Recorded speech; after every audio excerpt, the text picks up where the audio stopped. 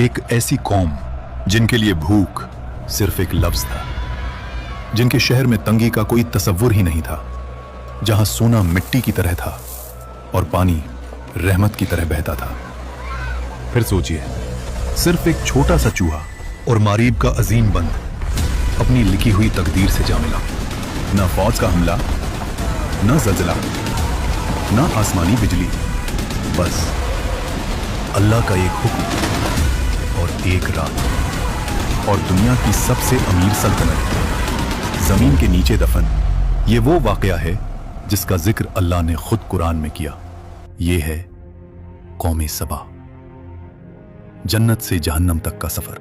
और यकीन मानिए, जो आगे आने वाला है वो आपको अंदर तक हिला देगा। कौम सबा अरब के जुनूबी हिस्से में आज के यमन के इलाके में आबाद थी, लेकिन ये कोई आम कौम नहीं थी। ये दुनिया की सबसे ज्यादा खुशहाल कौम थी।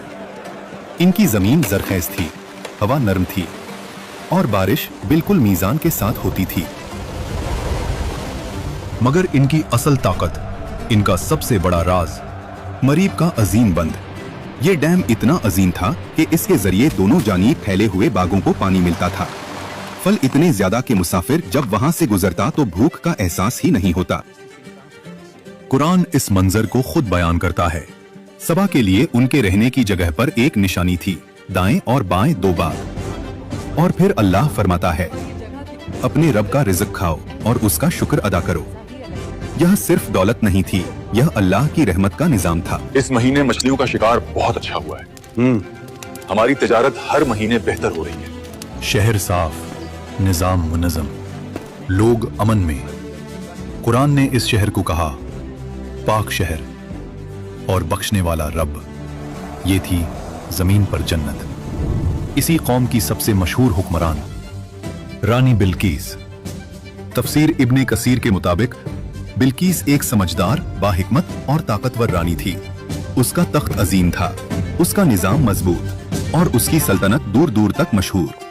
यहाँ तक कि उसका जिक्र अल्लाह के नबी हजरत सुलेमान अलैहिस्सलाम तक जा पहुंचा। हजरत सुलेमान अलैहिस्सलाम वो नबी, और जब शीशे के महल में दाखिल हुई तो पानी समझकर अपना लिबास उठाया। तब हकीकत खुली। उस वक्त बिल्कीस ने कहा, परवरदिगार, मैं गलत थी, अब मैं अल्लाह पर ईमान लाती हूँ। और तफसीर इब्ने कसीर के मुताबिक बिल्कीस के बाद कौम सबा ने भी इस्लाम कबूल कर लिया। ये था सबा का रूहानी और दुनियावी उरूज। मगर वक्त हमेशा एक जैसा नहीं रहता। बिल्कीस का दौर खत्म हुआ, नस्लें बदली, हुक्मरान बदले और वक्त के साथ शुक्र की जगह हुरूर ने ले ली। ये बाग हमने बनाए, ये बंद हमने खुद खड़ा किया, ये दौलत हमारी अकल का नतीजा है।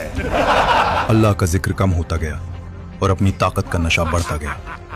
अल्लाह ने उन्हें तंबीह दी, नबी भेजे, मगर उन्होंने मजाक उड़ाया। नबियों ने उनसे कहा, ये बाग तुम्हारी अकल का कमाल नहीं, ये रब की रहमत है। अगर तुमने शुक्र छोड़ दिया तो ये रहमत तुम पर बोझ बन जाएगी। लेकिन कौम सबा हंस देती। वो जवाब देते, तुम हमें डरा रहे हो, देखो हमारा मारब बंद पहाड़ों की तरह मजबूत, क्या तुम्हारा रब उसे भी गिरा सकता है? नबी फिर कहते, अल्लाह जब पकड़ करता है तो वजह बड़ी नहीं होती, सिर्फ उसका हुक्म काफी होता है। मगर कौम के चेहरों पर सिर्फ घमंड होता। अगर अजाब आना होता तो कब का आ चुका होता। हमारी सल्तनत महफूज है, हमारा बंद लाजवाल है, हमें कोई तबाह नहीं कर सकता। साल गुजरते रहे, अल्लाह के नबी ने बार बार समझाया, रहमत कहर बनने से पहले सुधर जाओ। मगर उनके दिल पत्थर ही रहे। हमारी बराबरी करने चला है। इसकी औकात ही क्या है? नबी पुकारते रहे, बंद से नहीं, अल्लाह से डरो, हमें अजाब से डराना बंद करो, हम अपनी ताकत और दौलत से उसे रोक देंगे। और यहीं से उनके जवाल का फैसला हो चुका था। कुरान यहाँ एक ऐसी बात बताता है जो अकल को हिलाकर रख देती है।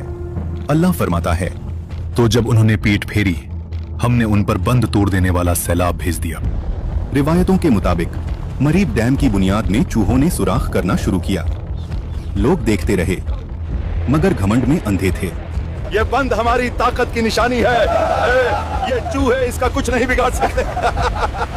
फिर वो रात आई, लोग सो रहे थे, शहर खामोश था, और मरीब डैम आखिरी सांस ले रहा था। पहले एक आवाज आई, फिर दूसरी, और अचानक बंद टूट गया। पानी जो कभी रहमत था अब कहर बन चुका था। लोग चीखने लगे। कोई बोला, बंद तो मजबूत था, खुदा के लिए भागो। मगर भागने का कोई रास्ता नहीं था।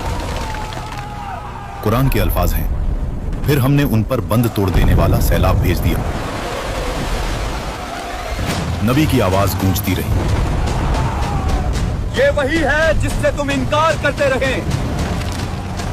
या अल्लाह, हमें बचा ले, हमसे गलती हो गई, मेरी मदद करो। उठती लहरें शहर पर गिरती गईं, हर कोने को अपनी लपेट में ले रही थी। घर, बाग और बाजार सब एक साथ डूब गए। लोग चीख रहे थे, सिर्फ अपनी जान बचाने की कोशिश में। कुछ गिर रहे थे, कुछ लहरों में घुल रहे थे, और हर शोर सिर्फ कहर में घुल गया।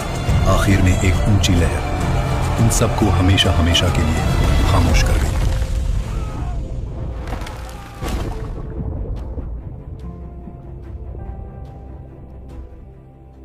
और फिर जो जमीन जन्नत थी वो वीराना बन गई। बाग मिट्टी बन गए, घर बह गए, शहर के शहर खत्म हो गए, नस्लें खत्म हो गई, सिर्फ वाकया रह गया।